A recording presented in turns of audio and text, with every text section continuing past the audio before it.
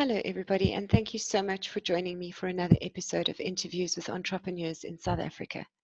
Today, I'm very happy to introduce you to Loretta Ferruci. Loretta, will you please tell us a little bit more about your business and why you started it? Thank you, Melanie. It's lovely to be here. Thank you for having me. I'm the owner of an online coaching health and wellness business called Your Ideal Body. So I qualified as a homeopath in long time ago, in the midst of time, 1995, and have been in private practice ever since then. And my practice was always very lifestyle oriented, and I was very interested in energy medicine. And then I got more and more interested in the whole mind-body connection and how the unconscious affects disease. And homeopathic medicine works on that level as well. But I got more into sort of the mindset and, as I say, how the unconscious works, and particularly relative to health and disease. And so I started teaching workshops, and I started working with groups of people. And then I think sort of my practice came to a natural kind of end, because people's perception, I think, was that, you go, there's an alternative doctor, and the medicine is still the thing that, the accuracy of the prescription will determine how well you get better. And that's not, the accuracy of the prescription helps, but there's only so much medicine can do. So they were and they were used to this, like when you go and see the doctor when you need them, and they weren't really used to long-term kind of programs and working with, they more saw that was like a therapist kind of role. And so that was the area that I'm really interested in. And so I decided, okay, it's time for me to end this chapter. And I closed my practice. And as it turned out, I moved out of my building, which I rented out the week before lockdown was declared in South Africa. Wow. So it was quite fortuitous, really, because I was ready to now move into the online space. And so that's how Your Ideal Body then became an online health and wellness coaching business. So I work primarily with women. I do work with men. I do one-to-one coaching with people. My main area of interest is really people with chronic disease conditions that have more or less tried everything, or they might be doing the right thing, or they might not. And the right thing, they're doing the correct nutrition and they're taking the supplements, but they're not having those kind of breakthroughs that they're looking for.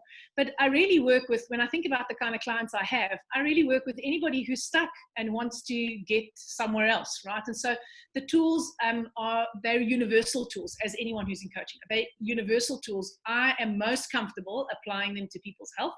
But I have a client, for example, who's trying to get out of a relationship. So I wouldn't consider myself to be a relationship coach, but the same sort of tools apply. So I currently am working full-time now online. That's wonderful to hear that you've successfully transitioned. Yes, I was very fortunate. I started following an online marketing coach called Bernadette Doyle. I can mention her name, right? So and I loved her stuff, and so I was on her newsletter, and I was in her group, and I said to my husband in December, I'm looking for a mentor, and I think I've gone as far as I can on my own, teaching myself the tech and the stuff that I can. And I think I need to work with this woman. And then just before lockdown, probably in February, I had a discovery call with her, and her program was out of my price range, shall I say. All right, well, it was too much of a risk for me at the time. And then lockdown happened, and it was this nobody knew what was happening with the economy and all the rest. And she decided to launch a program that was a 30-day program where she did training every day in April. And it was comparatively at a really, really good price. And so I thought, well, this is perfect. It's 1 week after lockdown was declared in South Africa, and I'm going to do this. This is like, it's been sent. So that's what I did, actually. And it's thanks to her that I managed to pivot relatively easily, because she provided the sort of sales and the how do you grow your Facebook group, and how do you organically grow your clients, and how do you do the sales process. My practice was word of mouth. I live in a small town, and my family are from this town. My surname is Ferruci. It's unusual, and there are few of us here, so it's easy to get established. And I've never ever had to advertise, and I've never had to sell. So I was under the impression that I was incapable of doing that. And so she taught me. She disabused me of that notion. And she really taught me those skills, and that provided the impetus, I think. And so I'm really grateful to her, because it was a very hands-on program where, you started right in the beginning, sort of connecting with people and connecting with the contacts that you already had, and the sort of, the low-hanging fruit. And so it was a relatively easy transition. But having said that, I've been hacking away at the online space probably for 3 or 4 years. but Okay. just never quite getting, not really being like, no, like I know how to put together a webinar. I know how to run a Zoom call. I know how to grow how to do a Facebook group. I can shoot a live. I can speak on a camera. So all of those skills I was accumulating over years. So it wasn't just I just closed my practice, do a 1-month course, and then suddenly I knew what I was doing.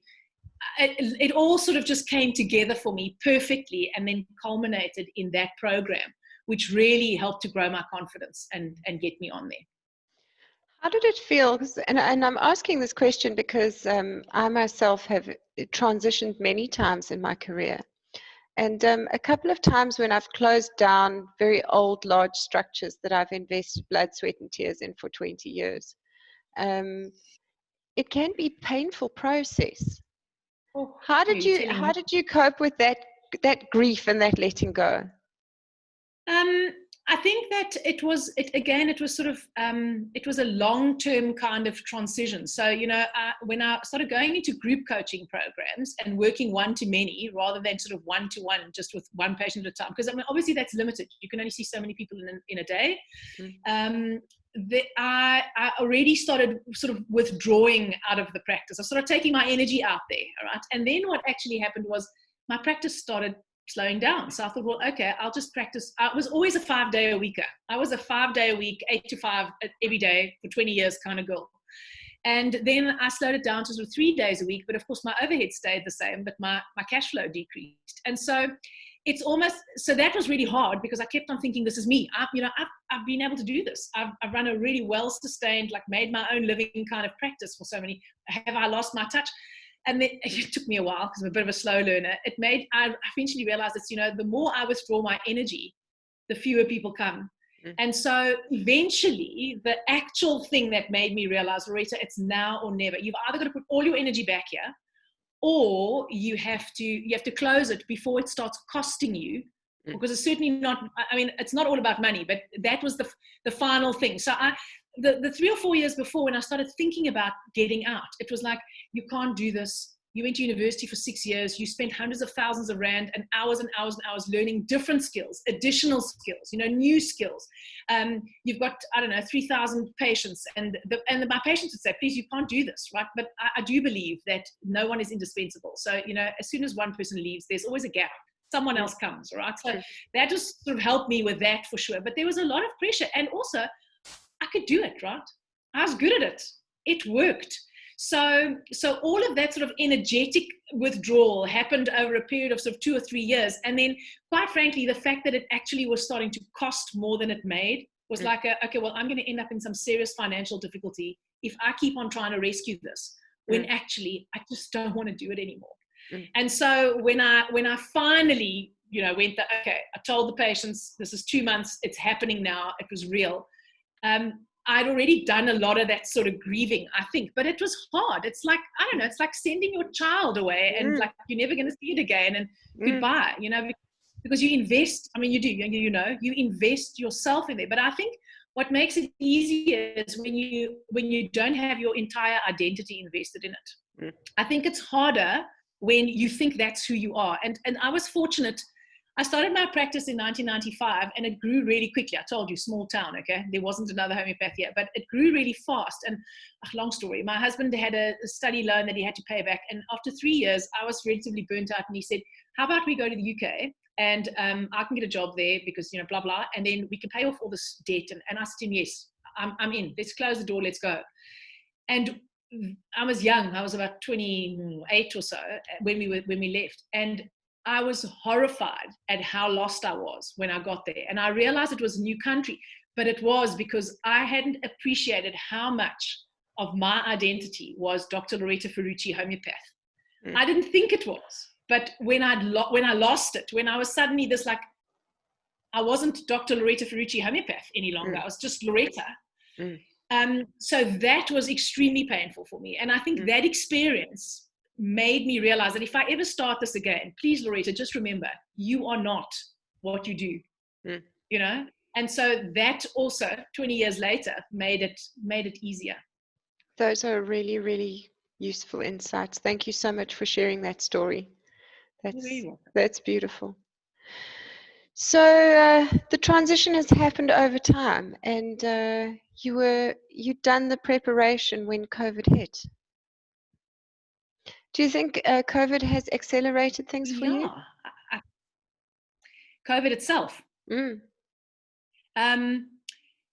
Yes, in a way, I think it has, because I don't think I would have been quite as proactive. To tell you the honest truth, that before COVID, my plan was to put more of my energy and my focus into running my group programs and workshops. So I had also, the year before that, in November 2019, I decided to try my hand at a group coaching program, because my programs were usually like 1 day or two. I had it concentrated.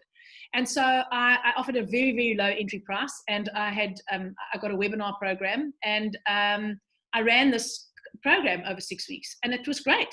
And I was like, okay, well, I could probably do the online thing, but I was more focused on I was making connections with colleagues in Johannesburg so that I could do workshops in Joburg, because I've done that before, and I was speaking to people in Cape Town, and I was really thinking about physically and having to sort of move around.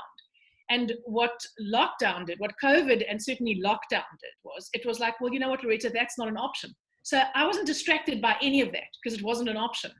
And that really allowed me to focus it. And I'll be quite honest with you, I mean, I absolutely love it. I often, every now and again, because I've got colleagues, I've got lots of friends who are homeopaths, and they go, well, don't you miss practice? And it's a bit like when you've had your tooth drawn and you keep on sticking your tongue in the hole to see if it's still painful. I keep on checking, like, oh, how devastated am I? And quite frankly, not once yet.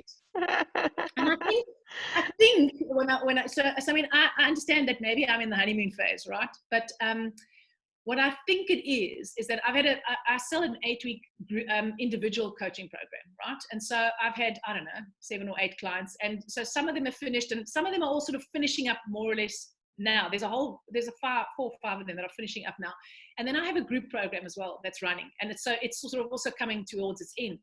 And I think what it is for me is that it's that I have guaranteed continuity. And if there was any mistake that I ever made in my practice, was not saying to my patients, you know what, this is probably going to take up, but legally we're prevented from doing this, codes of ethics and stuff. I think this is going to take 6 months. We're probably going to have to see each other at least once a month for 6 months. And if you want to do the head work, it's going to require more.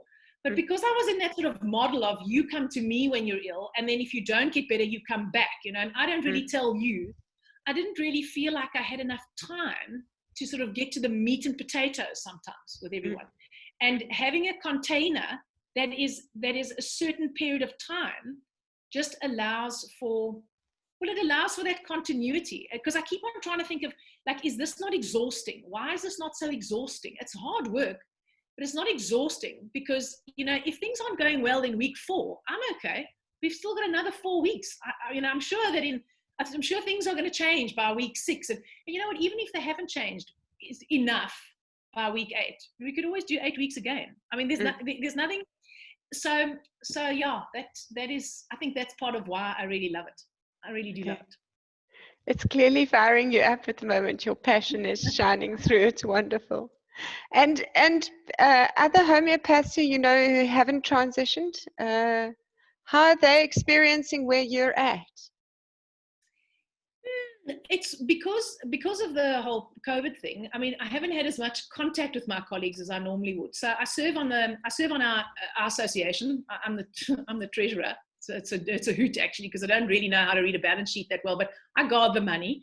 And I also serve on the national board that is seconded to the council. So I generally travel quite a lot for those sort of political type meetings. And so that's how I get my contact. And also, much of our continued education is done in, let's say, Johannesburg or Cape Town. So I'm used to flitting around and having that kind of contact with them. So we haven't really had that. And so I think what happened when COVID struck and we had the complete lockdown, our association really had to get sort of clear about the rules and teleconsults. And so what happened for those people who were in practice, my colleagues, certainly they pivoted from physical consults to virtual consults. But since the lockdown regulations have been eased, they've gone back to business as usual very much. And because we haven't actually seen each other much, I don't know, I don't think they've quite computed that I'm out of that game. Okay. If I can put it that way. I do, if I can just add this, I'm not completely out of the homeopathic game in that I'm involved in an NPO that is establishing clinics in rural areas. Okay. Free clinics where it starts with homeopathic medicine, but ultimately we'd like to spread it to all CAMS disciplines. And there's a pilot project that's been running in KZN for 2 years, and it's very successful. So my plan pre-COVID was to generate funding to open one here in the rural Eastern Cape. Now, that's still my plan. It's just been slowed down a little bit. So I think once that gets going, then again, to those colleagues, it'll be, oh, Loretta works in a clinic. You know, not like Loretta does this weird job where she doesn't give anyone any medicine ever, or any nutritional advice really, because I don't really do too much of that anymore. So we'll see how it pans out as it unfolds. Wow, that's interesting. So tell us more about this NPO. I'm always fascinated by social entrepreneurs who find ways to address social issues. Yeah, so it's called Kula Natural Health Center. And Kula was started by a South African homeopath who actually lives in Switzerland. I'm not 100% sure. I'm not 100% sure how. Wait, no, I do remember. That she was instrumental with a different NPO in starting a homeopathic sort of field clinic in Malawi. And because she's South African, but she's married to a Swiss, also a homeopath, and lives in Switzerland, she connected with a colleague of mine, who's also a friend of mine, and they wanted to run a trial. So I think they found a village in rural KZN, and they spoke to the headman, and he said, well, we've got this building, so why don't we try it out? Why don't you see if the community will be receptive to this type of medicine? Because there's a lot of education that has to go into it as well, because most people, you know, they're either thinking conventional medicine or sort of the more rural kind of people tend to think of traditional African medicine, and homeopathy is not really that. It's not really either. Okay, so it's natural, all right, and it has quite a medical kind of bias in terms of making diagnoses and all this. So I think they ran a 2-week trial project, and then it went so well that the Induna said, we need you to do this, like we need you to carry on, but they had no money. So in the meantime, her name is Dr. Potgieter. She went back to Switzerland, and she managed to connect to the NPO that runs the one in Malawi. And then she had a patient, and the patient was philanthropic. And then they started a trust, they started a fund. And so that's how they actually then started Kula in KZN. So at first it ran for a week a month. So it's completely, it's the community they pay us very small registration fee, which is a token. And then everything else is, all the services and the medicine and everything else is free. So they started running for a week a month, and then they managed to increase their funding, and then they now run for 2 weeks every month. And so I think so then I approached, because I thought, okay, this is a great idea. I think this is what we have to do, because you know, the CAMS profession is very much about, like, we feel isolated and we're not taken seriously, and, you know, politically we don't get noticed. And my point of view is, guys, if you want to get noticed, you've got to do something. So you know what, start on the ground. No, if you are seeing, so Kula, I think, has seen something like 8,000 patients, or has had 8,000 consults, right? So 3,000 new patients and 8,000 in total. If there are 3,000 people and you're making a difference to a community, then of course people have to take notice. So, you know, if we keep on waiting for someone else to do it, it's never going to happen. So why don't we just do it? So I thought of going on my own, and I know nothing. I know nothing about NPOs, and I'm terrible with admin and paperwork. It's not my jam at all. So I spoke to Nicoline Potgieter, Dr. Potgieter, and she said to me, why don't you become a board member of Kula? We put you onto the Kula board, and then you will start the Eastern Cape satellite, because our aim is to have, you know, an Eastern Cape and a Limpopo and a Gauteng and the Western Cape. We want to start them throughout rural Africa. I don't know if I've got enough years left for that, but that's really the dream, right? Someone else can carry it on. So that's how I got involved with Kula. And yeah, that's our aim. So that's how Nicoline says she got involved with Kula by default, but, you know, she's the mother. She's literally is the mother of Kula.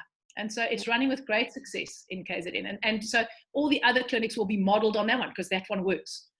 So that's what we're hoping. And as we have more funding, we can open it up to other CAMS professions. So the difficulty with things like, naturopaths or phytotherapists or doctors of Chinese medicine who use herbals is it's always, the costing is always in the dispensary. You have to be able to provide the medicine so that you can give them to the patients. So other disciplines like chiropractic or acupuncture would be easier, or reflex, because those are therapeutic disciplines that don't really require, it's the practitioner offering a service. But we're far away from that. But ultimately, that's what I would like. I would like it to be a multidisciplinary place that then allows the community to grow. So, we'll start with health, because health's really important.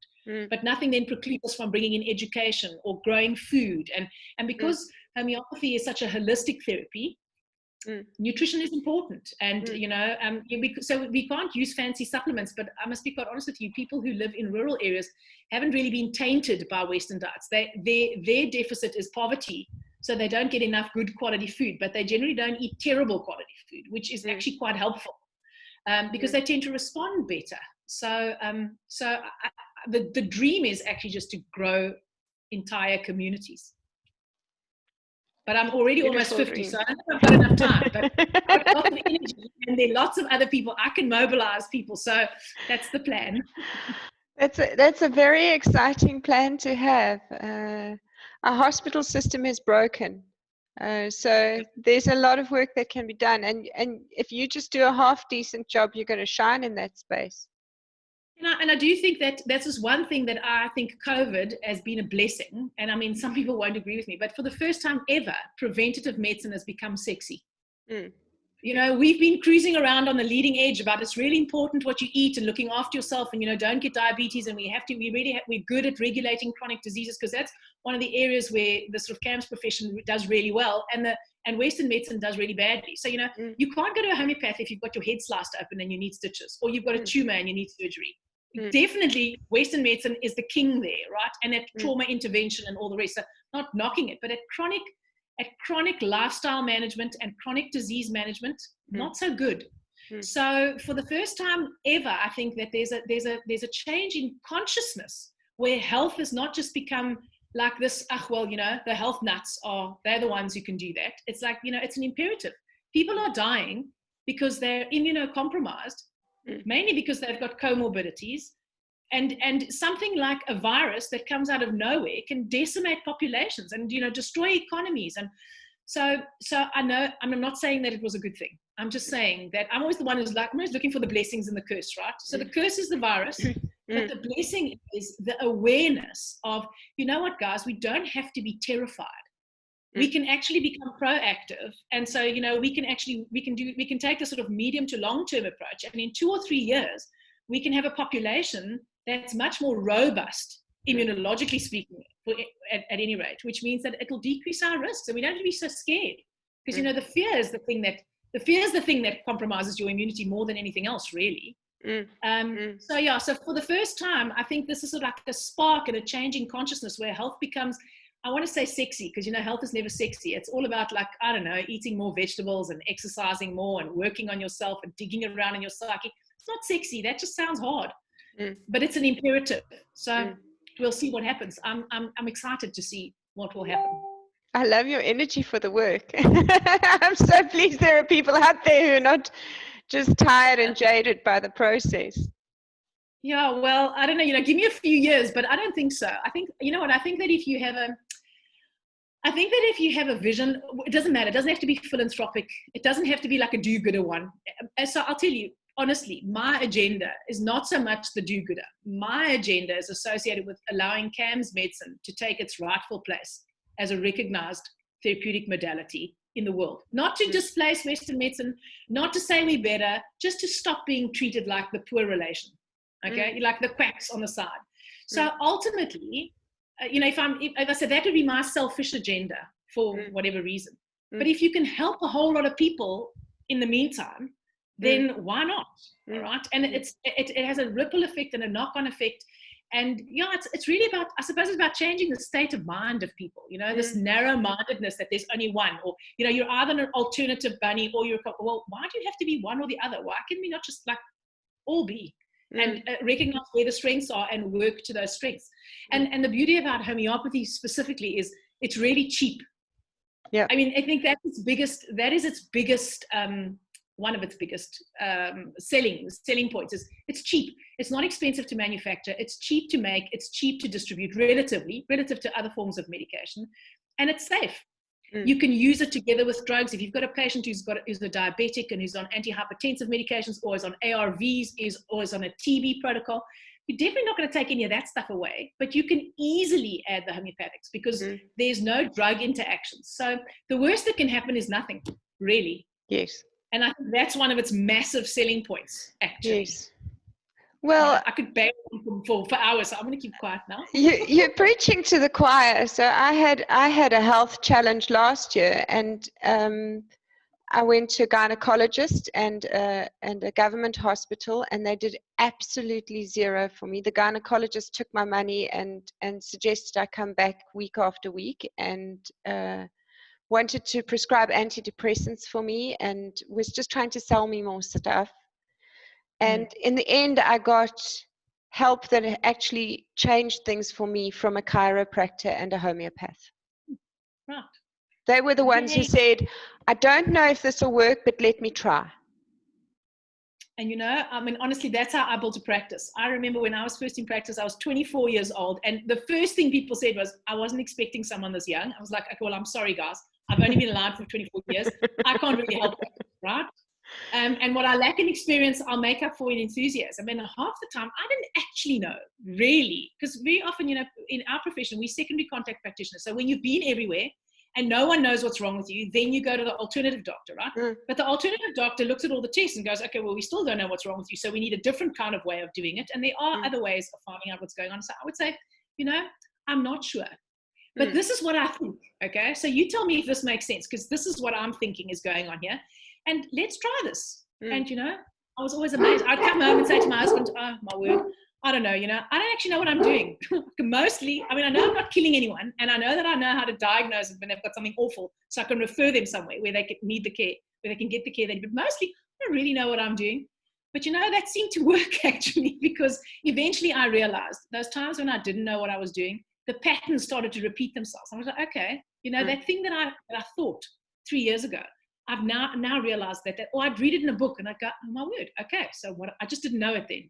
So I'm a huge proponent of that model, actually, because it worked really well for me, and it worked really well for my patients. Yeah. I'm a great believer in chiropractors. I'm amazed at what chiropractors can actually achieve. Me too. Can I say something interesting about chiropractic, okay? Yes. So, you know, they talk about you have subluxations of the spine, all right? So, in other words, when the spine, you know, we in layman's terms, we say the spine is out, you know, it's not aligned. So in chiropractic, it's called a subluxation. And that word was coined, I think it was BJ Palmer. I'm speaking under correction. He's one of the first chiropractors. And the reason why he called it a subluxation is because lux means light and sub means under the light. And when you correct that, you allow the light to shine. Isn't that beautiful? Oh, wow. That is beautiful. That is beautiful. Yep. That's really how, that was the visionary of one of the founders of chiropractic. That's why he found that system. Yeah, I'm a great believer in it. It was able to give me instant relief when the gynecologist was saying to me, the best I can give you is Nurofen. Right. and come back next week and spend more money with me. So that's amazing. It's been really awesome chatting with you today, Loretta. So if anybody wants to get hold of you, where can they reach you online? Well, you can friend me at Loretta Ferruci, or you can follow my business page, which is called Your Ideal Body. I have a private group called Vitality Matters. So generally when people have friended me, I tend to invite them to that group. So that's where you can find me online. If you just search Loretta Ferruci in Facebook, you'll find me. Okay, that's awesome. And email address? Yes, my email address is Loretta, so LORETTA at Loretta again, LORETTA, and my surname is FERRUCCI.co.za. So it's my name and surname. So it's Loretta at lorettaferrucci.co.za. That's awesome. And do you have any parting words for people watching? Just a tip on how to stay healthy and look after themselves during this time. What would you say is I the think thing to I think the focus most on? I think the first thing is to realize that you're not broken. There's actually nothing to fix. All right. There's just things to find and to uncover. And so if you are experiencing a huge amount of anxiety at this time, because a lot of people are, whether it's about your business or the virus or whatever the case may be, feelings want to be felt. They don't want to be fixed. So it's only once you've allowed yourself to feel the anxiety, right, that you clear the white noise that emotion is causing. And that's usually when the clarity presents itself. And very often that's when the answer comes, like your next step answer. All right. So if you can allow yourself to feel the feeling and not beat yourself up because you've got it. I mean, we've all got it. So that would be really good for your immune system. Those are great parting words. Thank you so much for sharing your wisdom with us today. I appreciate it so much. Thanks, Melanie. I've loved being here. Thank you so much.